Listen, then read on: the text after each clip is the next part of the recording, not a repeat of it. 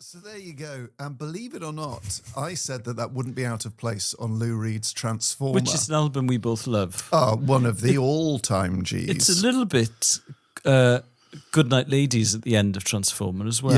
Yes. And a listener got in touch after we were eulogising about Transformer and all of Lou Reed's output, really, to an extent, and said, my dad played drums on Transformer, which piqued our interest. Yeah. So calls have been made, Zooms have been set up, and I'm delighted to say we are joined by John Halsey. Is it Halsey or Halsey? It is. It's Halsey, whatever you prefer. Americans say Halsey because there was a famous Admiral Halsey.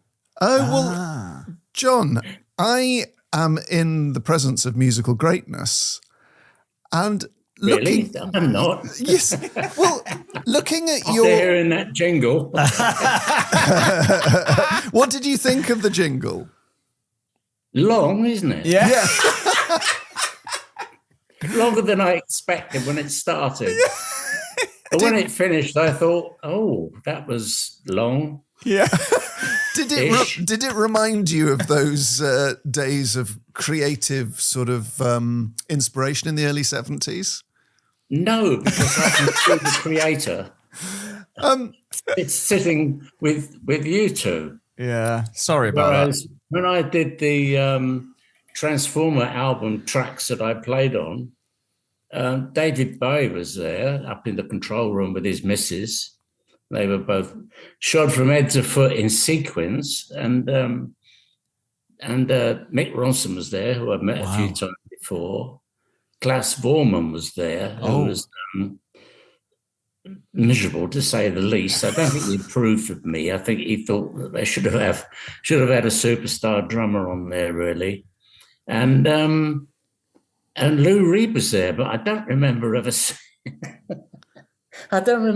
seeing him. Really? Oh. No, he was sort of dressed in black with dark glasses on and face paint like a commando. And he was sitting behind some screens in the corner, and he was singing and joining in on bits of conversation on the playbacks.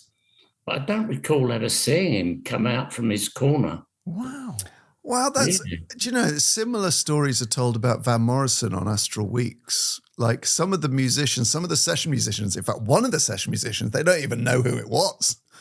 They can't remember who, just like they can't remember who played the fiddle or something. But he would just be in a separate booth.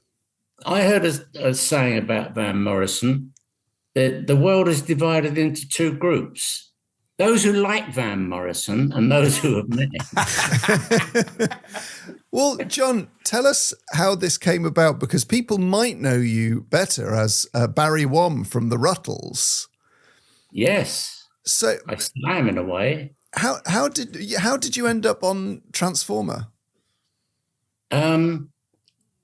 Well, David Bowie phoned me up. I was out doing a dodgy pub gig in Ponders End near Enfield.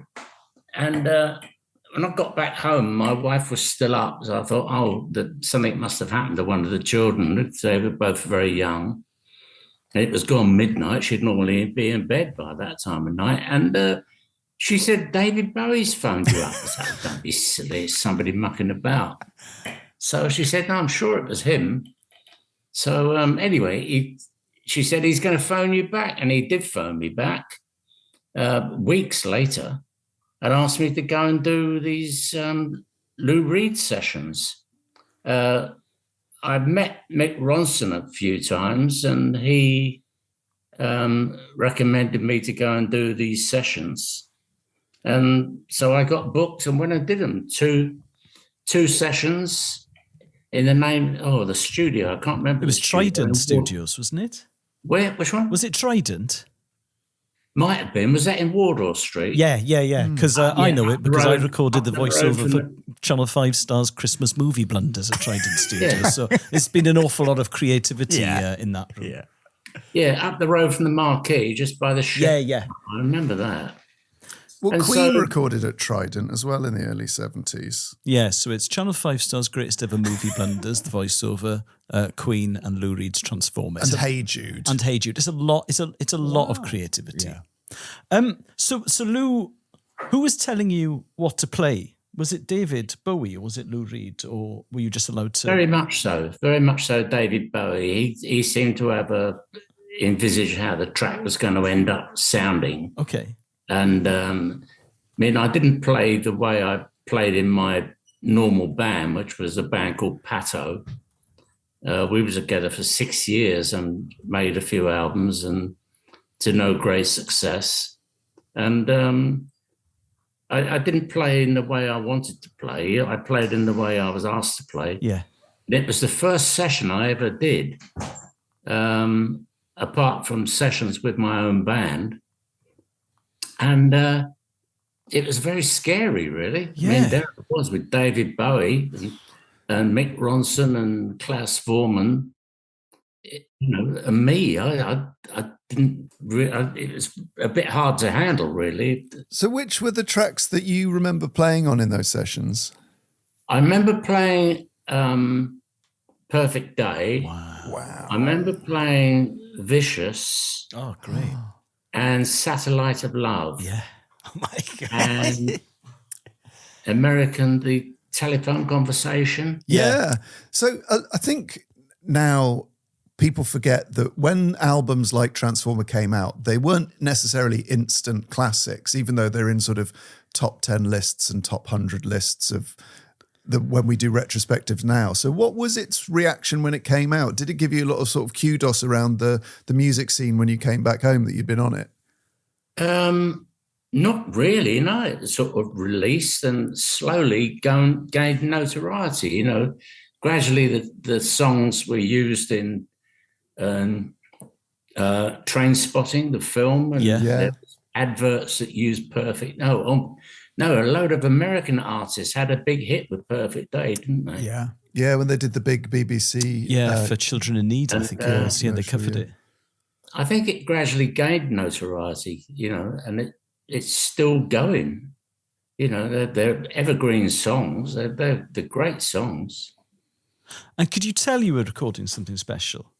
No, not really. I was trying to concentrate on what I was doing. I'm trying to concentrate on what David Bowie and Mick Ronson wanted, really. And like I said, for me, it was all very scary. I'd never done a session with stars before. So why was it you think that David Bowie called you? Because you went on as a session drummer to record with Joan Armatrading, Roger Chapman, Maddie Pryor, Roy Harper. What was it that caused David to pluck you out of Enfield? It was Mick Ronson, really. Mick Ronson, he was one of the guitarists who would turn up regularly at London gigs to see our band because they all idolised our guitarist, a guy called Ollie Halsey.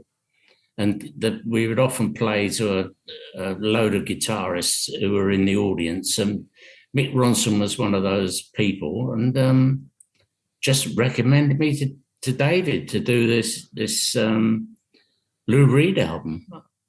That was it. Thought I was the right player for it, I suppose. And you've done a lot of stuff since then. Is it true you used to sell fish out of a van? Yeah, I do. I've done loads of stuff. Do you like cockles? I've been a publican for 28 years as well.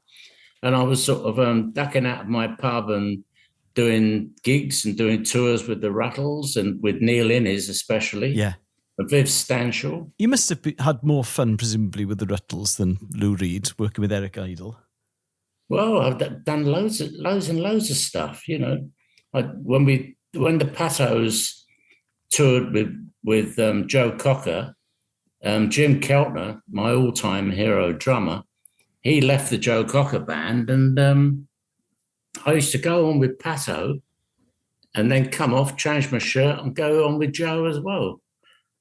And I was in Frankie Miller's band for a little while, and Who else? I worked with the Scaffold and did, what was it? Tiswas. Do you remember Tiswas? Wow. Kids TV show. You probably don't. Your dad, ask your dad. He'll tell you what Tiswas. The supermarkets were empty while Tiswas was on. Go out shopping on a Saturday morning, there'd be nobody in any of the shops. All the parents would be watching Tiswas. Well, this September you released your first ever solo album, Songs of the Donkey Shed. What's the Donkey Shed and what are the songs about? Here it is. Oh, there it is. He's got the is. CD. Oh, lovely. It's the Donkey Shed. I live in an old farmhouse in Cambridgeshire, and there's some outbuildings, and there's one which was a donkey shed. It's got a door split in half, so so Mr. Ed could look over the top, and we did a lot of the recording in there. So we called it Songs of the Donkey Shed, and it's just all old songs. Some of them mean a lot to me, and some of them don't mean anything to me. And we just recorded them for a laugh. It's not a comedy album. It's just a fun album. And I'm really proud of it. And the playing on it is great. It took about 3 years to do in bits and pieces. There it is. Well, John, we wish you all the best with your new album, Songs of the Donkey Shed. And thank you so much for coming on and giving us a glimpse of Transformer. It's an absolute pleasure. Thank you very much. And thanks for doing your radio show and podcast. It's more fun that I can have. Oh, Thanks, John. Cheers, That was John. great. Thank you so much.